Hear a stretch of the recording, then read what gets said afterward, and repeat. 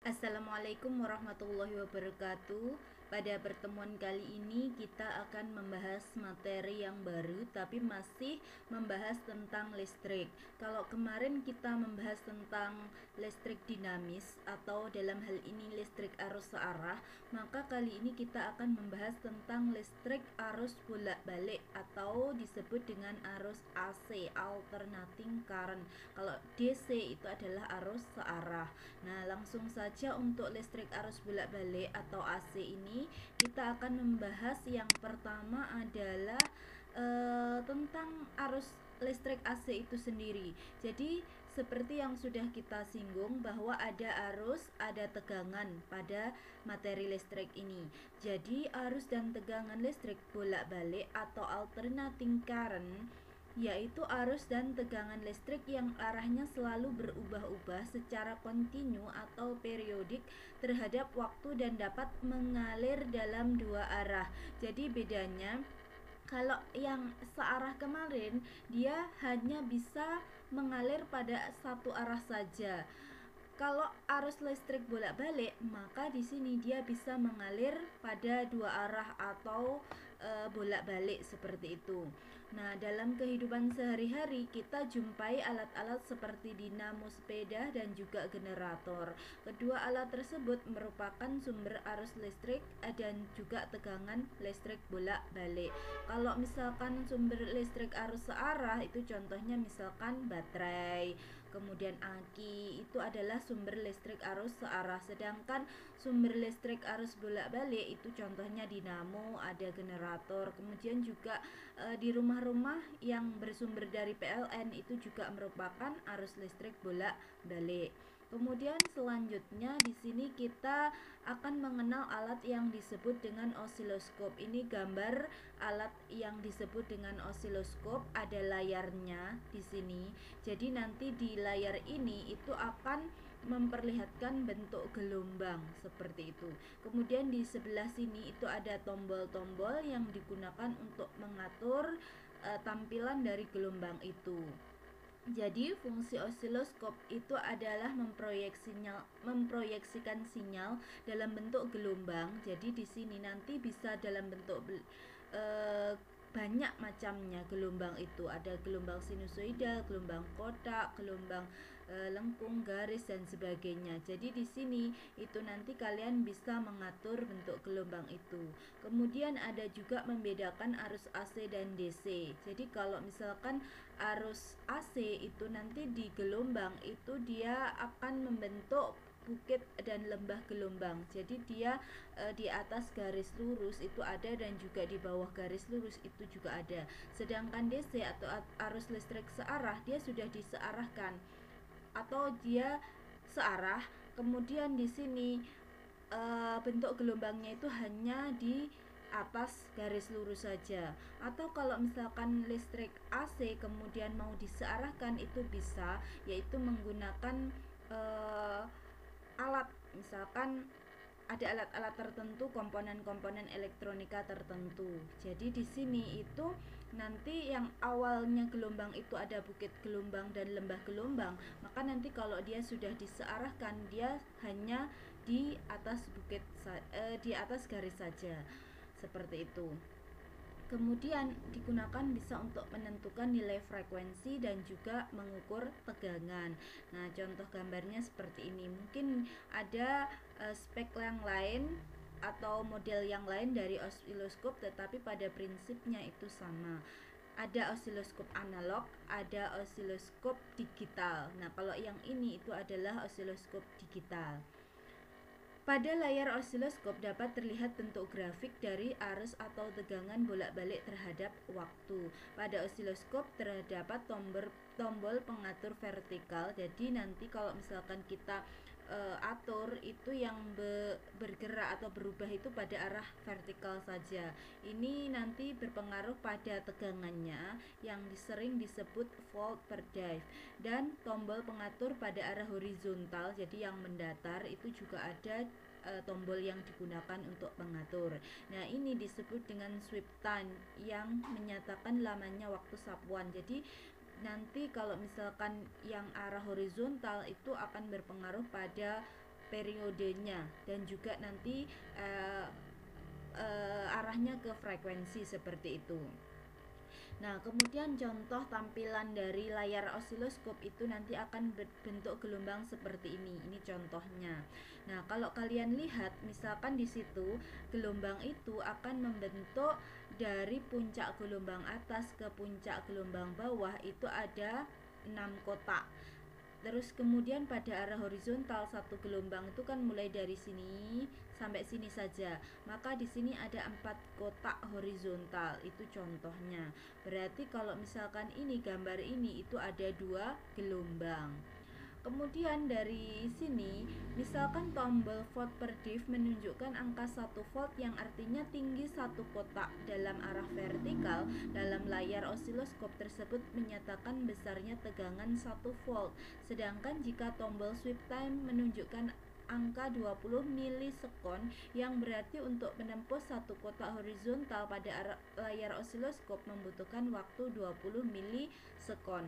Jadi di sini itu pada tombol itu bisa kita atur, bukan kita atur, tetapi pada tombol itu menunjukkan skalanya seperti itu. Kalau misalkan pada tombol itu kita atur 1 volt setiap kotaknya, maka nanti kalau misalkan ada 6 kotak seperti ini, itu berarti ya tinggal ngalikan 6. Begitu juga yang horizontal, kalau ada 4 di mana per kotaknya 20 milisekon, berarti nanti satu gelombang itu atau periodenya tinggal ngalikan saja dengan angka 20 milisekon. Nah, di sini ada contoh soal, saya berikan contoh soalnya. Contoh misalkan di sini ada tampilan gelombang pada layar osiloskop. Di sini satu gelombang saja. Nah, satu bukit, satu lembah.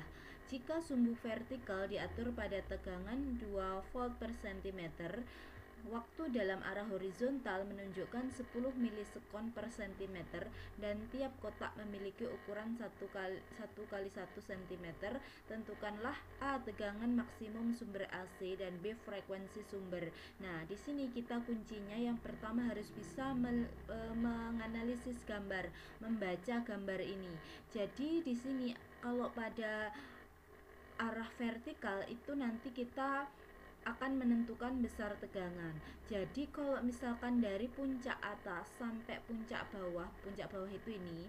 Nah, di sini ada 4 gelombang. Itu adalah VPP atau V puncak ke puncak. Jadi V puncak ke puncak itu nanti ada 4 kotak. Sedangkan V maksimum itu dari tengah ini, dari garis tengah ini sampai ke puncak bukit, atau dari garis tengah ini sampai ke dasar lembah seperti itu. Berarti V maksimum itu separuhnya V puncak ke puncak, atau V max sama dengan setengahnya VPP. Nah, kita bisa menyelesaikan soalan itu, yaitu yang pertama VPP-nya ada 4 kotak, di mana per kotaknya itu adalah 2 volt.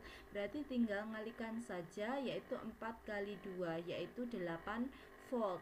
Kemudian Vmax berarti yang setengah dari VPP, berarti setengah kali 8 yaitu hasilnya adalah 4 volt.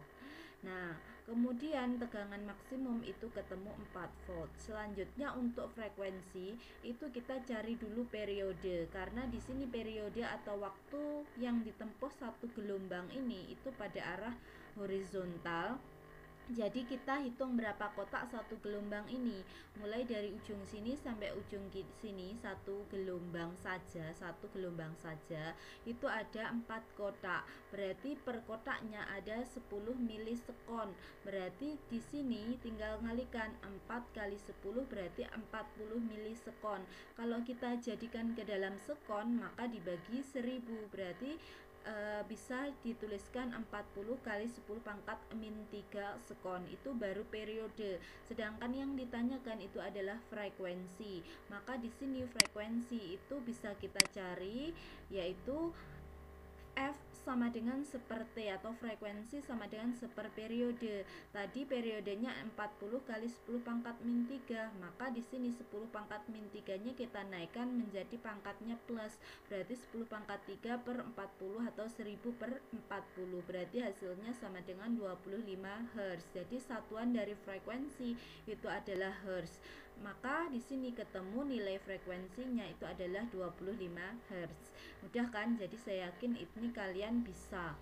Kemudian selanjutnya langsung saja setelah kita membahas tentang osiloskop, kita membahas tentang tegangan dan arus listrik bolak-balik. Jadi seperti yang sudah saya katakan di awal tadi, bahwa tegangan dan arus listrik bolak-balik itu berubah besarnya tiap jadi tadi seperti yang sudah saya katakan tadi, jadi arus listrik dan tegangan itu arahnya selalu berubah-ubah secara kontinu terhadap waktu dan juga dia mengalir dalam dua arah. Nah, di sini besarnya tegangan tadi dalam bentuk sinusoidal itu dituliskan dalam bentuk persamaan. Misalkan tegangan berarti ya V sama dengan V max sin omega T. Jadi V max itu adalah nilai V maksimum atau tegangan maksimum. Nilai maksimum itu nanti bisa dicapai jika nilai sin omega T-nya itu sama dengan 1. Nah, sin omega T nanti, ini omega itu pengaruh dari frekuensi tadi. Nah, terus kemudian kalau misalkan tegangannya sudah tahu, maka kita juga menentukan bahwa arus listrik pada arus bolak-balik itu juga dalam bentuk sinusoidal, sehingga persamaan arus listrik juga sama, yaitu I sama dengan I max sin omega T. Jadi nilai I maksimum bisa dicapai jika nilai sin omega T itu sama dengan 1, di mana V itu tegangan, I itu arus, V max itu tegangan maksimum, I maksimum itu adalah arus maksimum, dan omega itu adalah kecepatan sudut, di mana omega bisa kita cari pakai 2πf. F itu frekuensinya tadi. Nah, langsung kemudian lanjut, yaitu adalah nilai efektif tegangan dan arus listrik bolak-balik. Jadi pada arus listrik bolak-balik itu ada tadi arus dan tegangan maksimum, ada juga di sini arus dan tegangan efektif. Itu bedanya apa?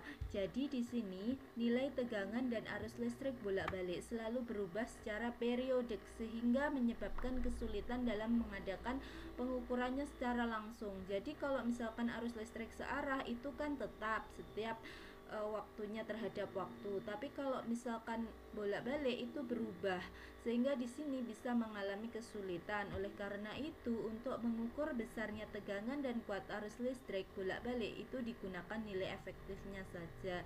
Nah, alat-alat ukur listrik arus bolak-balik misalkan voltmeter, ampermeter, atau multimeter dan sebagainya itu menunjukkan nilai efektifnya. Hubungan antara nilai efektif dan nilai maksimum dapat dinyatakan dalam persamaan. Tadi kalian sudah tahu ada tegangan maksimum dan arus maksimum. Maka untuk mencari nilai efektif, V efektif dan I efektif itu adalah V maksimum dibagi akar 2, atau kalau I berarti I maksimum dibagi akar 2. Yang ini tidak dipakai, tidak apa-apa. 0,707 itu adalah hasil dari dibagi akar 2 ini. Tapi kalau misalkan kalian mudah, biasanya hanya menggunakan V max dibagi akar 2 atau I sama dengan I max dibagi akar 2. Kemudian rangkaian arus bolak-balik di sini ada 4 yang saya bahas, yaitu yang pertama jika untuk resistor atau hambatan murni dalam rangkaian arus bolak-balik, yang kedua induktor dalam rangkaian arus bolak-balik, dan yang ketiga kapasitor dalam rangkaian arus bolak-balik, serta gabungan antara ketiganya rangkaian RLC disusun seri. Sebenarnya bisa hanya R dan L saja, R dan C saja. Sebenarnya itu juga kondisional di soal, tetapi itu masuk jadi satu menjadi rangkaian RLC seri.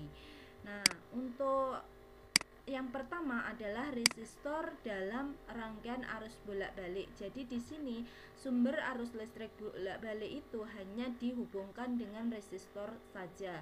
Pada rangkaian resistor yang hambatan R itu dihubungkan dengan sumber arus bolak-balik, ini disebut dengan rangkaian resistif. Kalau digambarkan dalam grafik itu nanti besarnya tegangan dan juga arus itu akan membentuk grafik seperti ini. Jadi yang warnanya merah itu adalah tegangan, sedangkan yang warnanya biru itu adalah arus. Kalau kalian lihat, mereka itu fasenya sama. Jadi titik-titik di garis tengah itu selalu tepat atau berimpitan. Nah, ini kemudian ini. Jadi itu adalah sefase atau fasenya sama. Hanya bedanya terletak di amplitudo. Amplitudo itu adalah simpangan terjauh. Jadi di sini istilahnya apa ya? Tinggi bukitnya itu yang berbeda kalau pada gelombang. Nah, ini adalah grafik untuk rangkaian resistif. Pada rangkaian resistif, tegangan dan arus itu mempunyai fase yang sama. Hambatan pada rangkaian resistif yang dilalui arus bolak-balik didefinisikan sebagai reaktansi resistif. Nanti simbolnya adalah R, satuannya adalah ohm.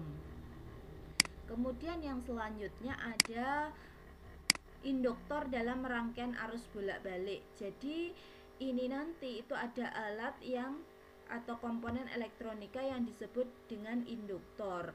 Pada rangkaian induktif adalah rangkaian yang terdiri dari sebuah induktor yang dihubungkan dengan sumber tegangan AC. Pada rangkaian induktif, beda fase antara tegangan dan arus adalah pi/2 atau 90 derajat dengan tegangan yang mendahului arus sebesar pi/2 atau arusnya terlambat sebesar pi/2 atau 90 derajat dari tegangan. Coba perhatikan grafik. Jadi di sini yang merah tadi adalah tegangan, yang biru itu ada arus. Nah, di sini kalian perhatikan pada garis tengah ini dia tidak berimpit, alias kalau dilihat dari gambarnya ini berarti yang merah ini ketika dia baru turun dari bukit maka dia di titik ini. Yang biru ketika dia baru turun dari bukit dia berada di titik ini, sehingga yang tegangan itu lebih duluan daripada arus listrik. Berarti di sini itu tegangan itu mendahului arus sebesar pi/2 atau 90 derajat. Jadi pada grafiknya jalannya kurva atau gelombangnya tegangan itu lebih dulu daripada yang arus. Kemudian apabila hambatan pada rangkaian induktif yang dilalui arus bolak-balik didefinisikan sebagai reaktansi induktif atau disebut dengan XL, maka besarnya XL itu adalah omega dikalikan L. Omega tadi adalah frekuensi sudut atau kecepatan sudut dikalikan L. L itu adalah induktansi dari induktor. Nanti satuannya adalah Henry. Kemudian yang ketiga itu ada kapasitor dalam rangkaian arus bolak-balik.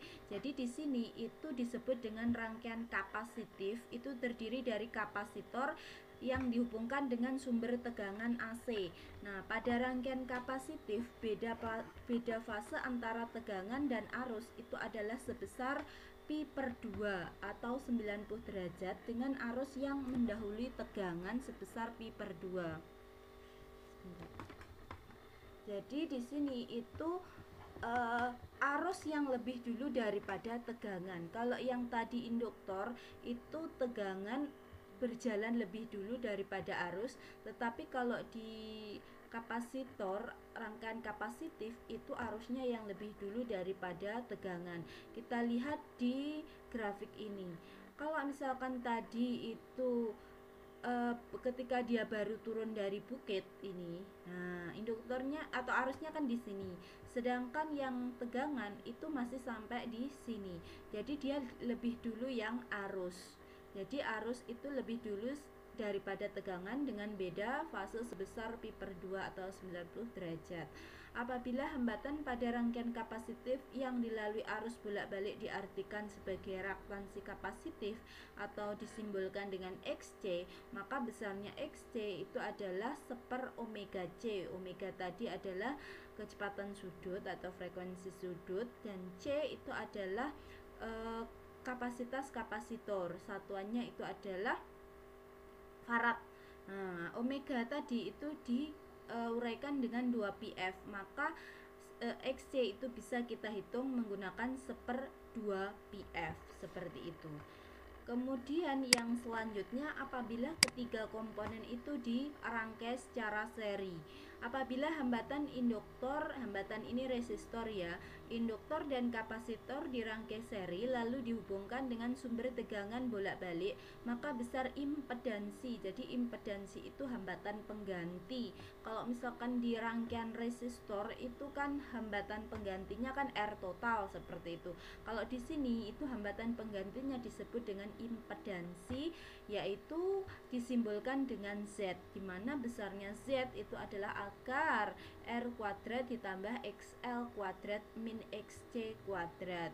Nah, di sini nanti kalau misalkan sebentar. Maaf ya, ini kuadratnya seharusnya ada di luar. Jadi di sini salah, seharusnya kuadratnya ini ada di luar. Jadi nanti saya ganti saja ketika di file PDF-nya.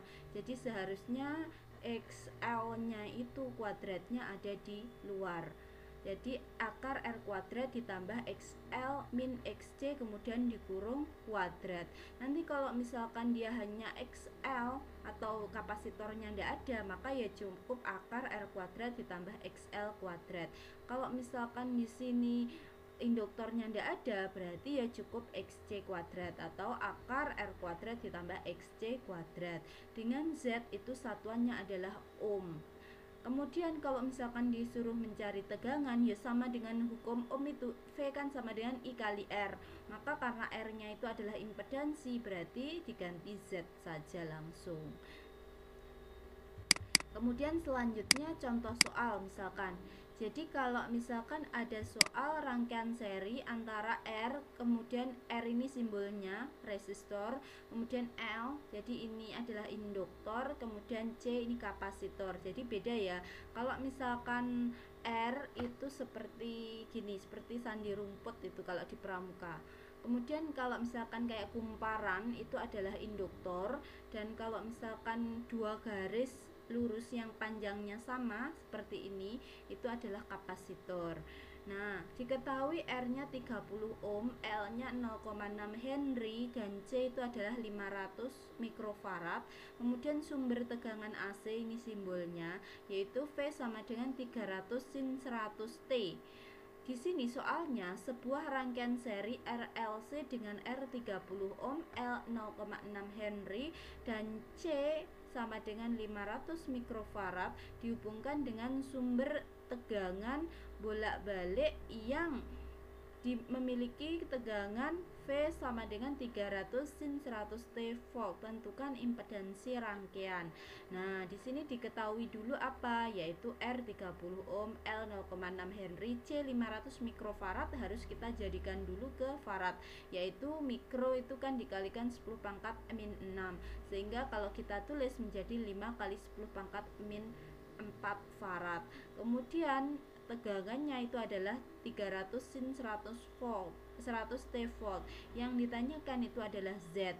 Maka jawabannya kalian bisa menulis dulu persamaan V-nya. Kalian dari sini bisa mengetahui besar V maksimum ini di depan sin ini itu senilai 300. Berarti Vm atau Vmax 300. Kemudian di belakang sin itu kan omega, berarti omeganya adalah 100. Maka kita bisa mencari XL dan XC-nya dulu. XL itu kan omega dikalikan L, berarti omeganya tadi 100, L-nya adalah 0,6, berarti sama dengan 60 ohm.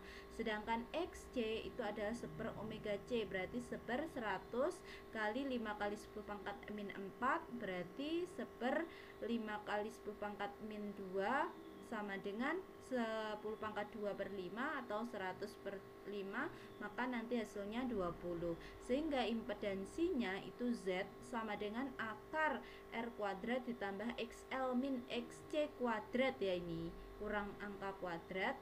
Kemudian sama dengan akar 30 kuadrat ditambah 60 min 20 kuadrat. Kemudian hasilnya 30 kuadrat tambah 40 kuadrat. Kemudian di akar, berarti Z sama dengan akar 900 plus 1600 sama dengan akar 2500. Berarti nilai Z itu adalah 50 ohm. Jadi nilai Z itu ketemu 50 ohm seperti itu.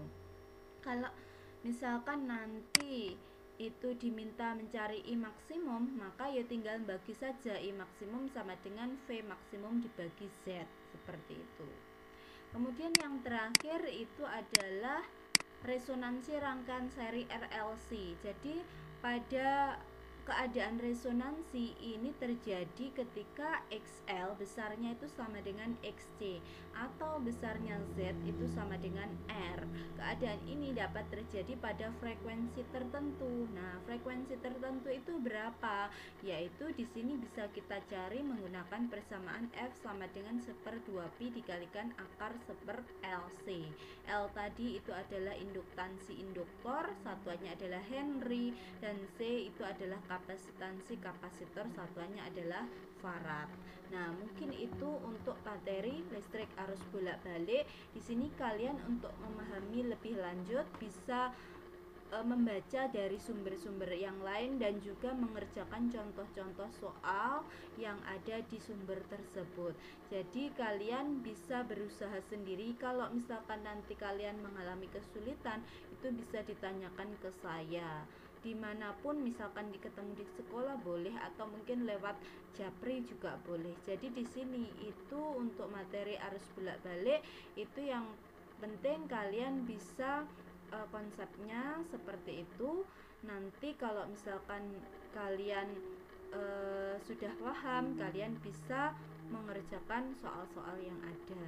Terima kasih, saya akhiri sampai di sini dulu. Semoga apa yang saya sampaikan bermanfaat. Wassalamualaikum warahmatullahi wabarakatuh.